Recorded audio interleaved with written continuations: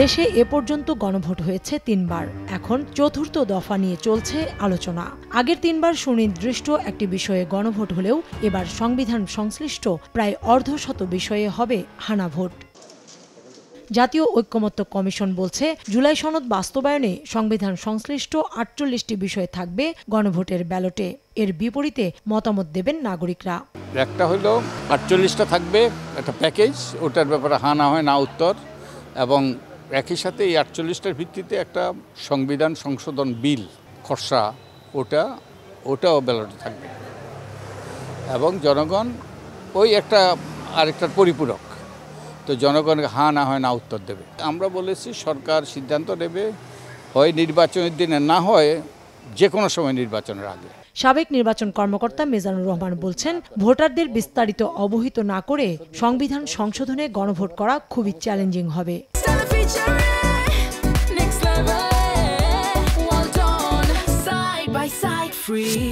আত্মস্থ করা কঠিন। সাধারণ ভোটারদেরকে যথেষ্ট ভোটার এডুকেশনের প্রয়োজন। যদিও নির্বাচন এবং গণভোটের ভিতর শুধু ব্যালটের পার্থক্য থাকে, আর সব কিছুই কিন্তু এক। কন্টেন্ট যেটা আছে এটার কিভাবে প্রেডিক্টেড হবে, অর্থাৎ ব্যালটে এটা কিভাবে প্রদর্শিত হবে।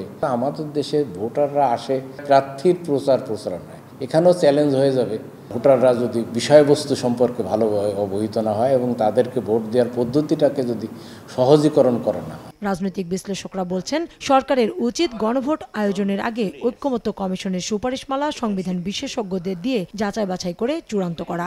আবার রাজনৈতিক দলের সাথে আরেকবার বসা, ইনস্টিটিউশনাল এক্সপার্ট দিয়ে সুপারিশগুলোকে চূড়ান্ত করা, মানে যেগুলো সংকট তৈরি করতে পারে, ক্রাইসিস তৈরি করতে পারে, সেটিকে বাদ দেওয়া। ঐকমত্য কমিশন যেটা বলতেছে এটাই চূড়ান্ত, এইভাবে জিনিসটাকে না দেখা। আপনি যদি ভোটের পক্ষে ভোট আনতে চান, আপনি এটাকে প্রচারে আনতে হবে, ভালো প্রচারণা চালাইতে হবে।